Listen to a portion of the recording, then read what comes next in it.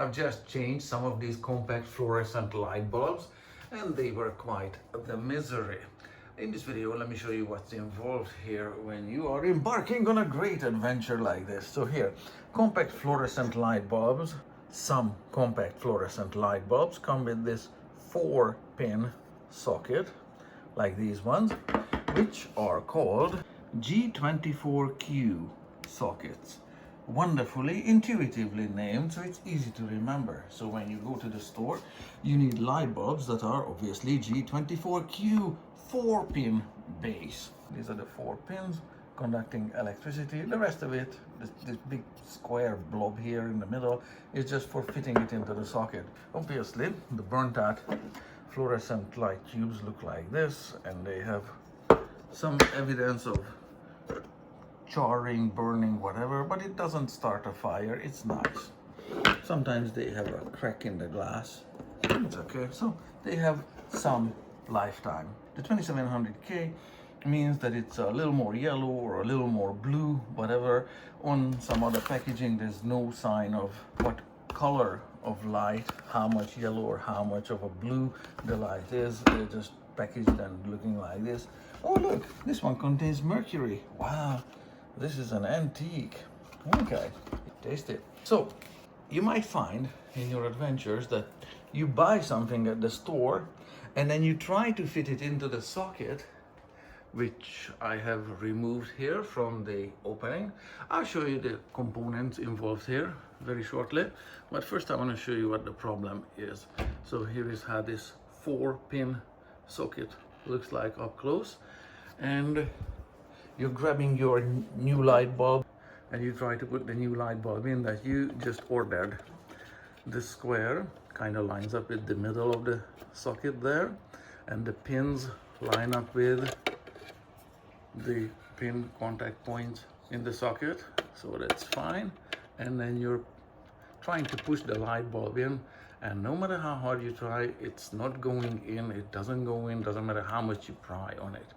The reason is, it's very, very easy to see here. You see this tab here in the middle, this one here, and this one here.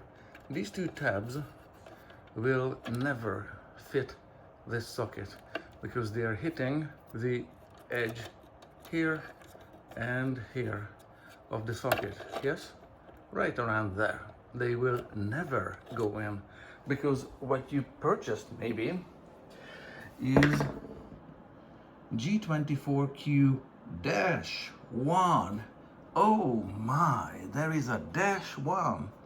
What does that -1 mean? It means that this shape, the -1 shape, will never go into a fixture to replace any of these kitchen lights here.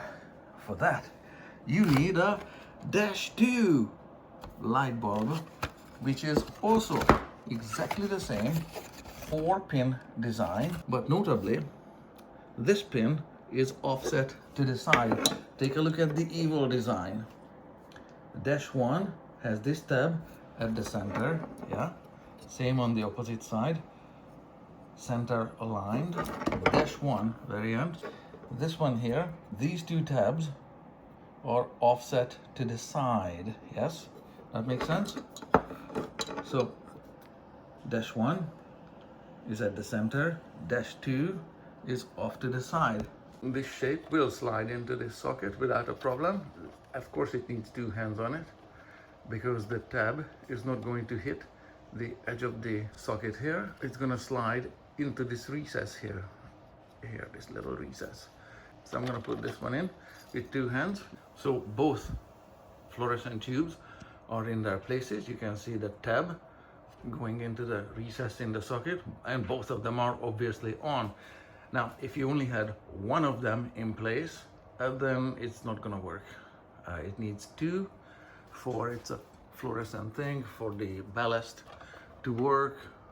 It's a thing, and it needs 2 of them to work at all, not just to work properly, to work at all. So in some of these, only one was changed because only one was broken. That one was replaced, and that one is still working, and neither of them were on when one of them is just burnt out. So you have to find which one by trial and error. Take one out, put a new bulb in, see if it works. If it doesn't, put the old one back in, remove the other one. It's a bit of a kerfuffle.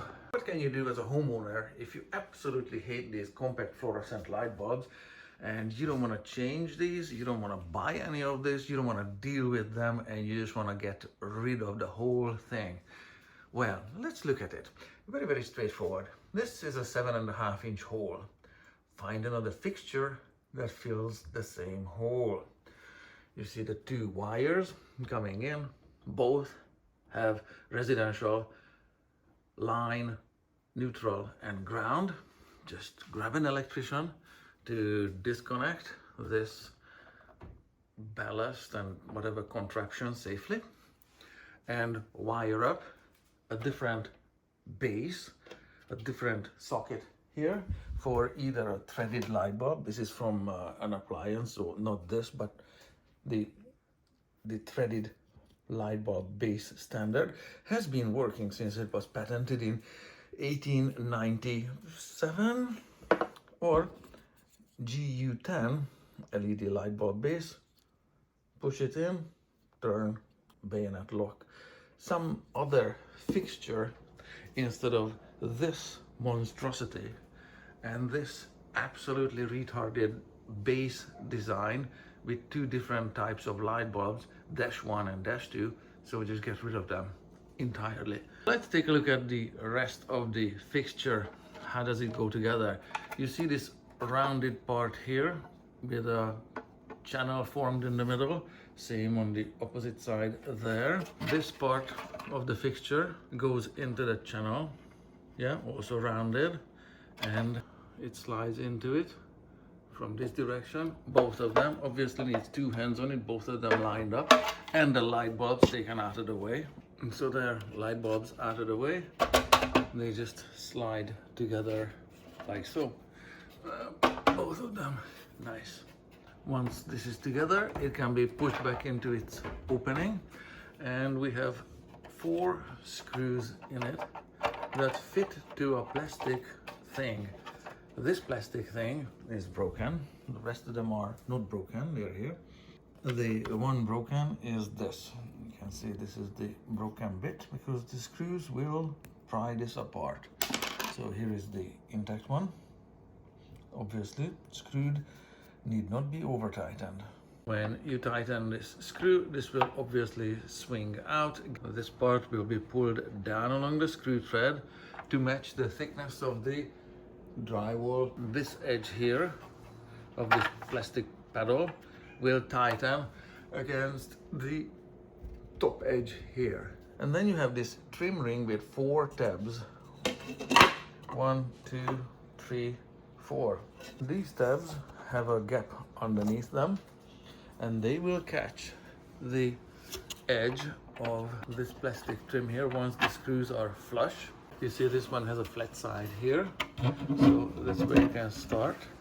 The other flat side here, a third flat side here. So put this ring anywhere where the tabs line up with the flat side and rotate this way so the tab catches the lip of this box, obviously neatly lined up so they all catch at the same time. Yeah, that's 2 of them.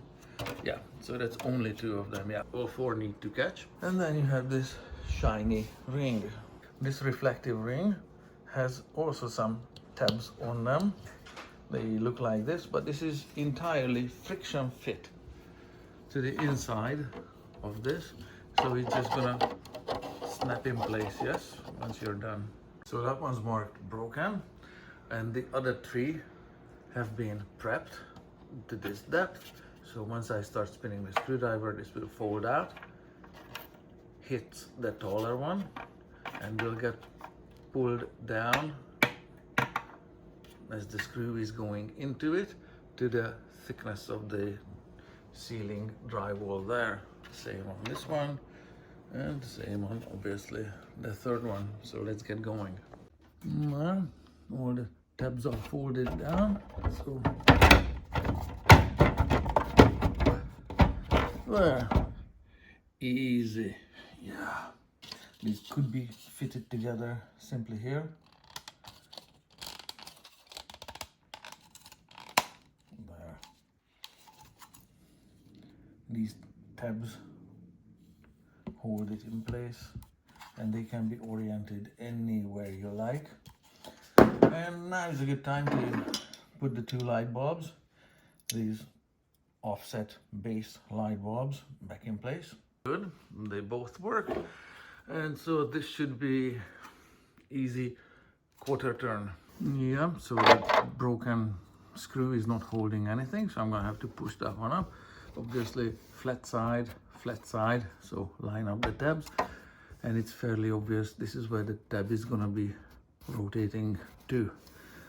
And on this side, this is the flat spot, it's gonna go that way.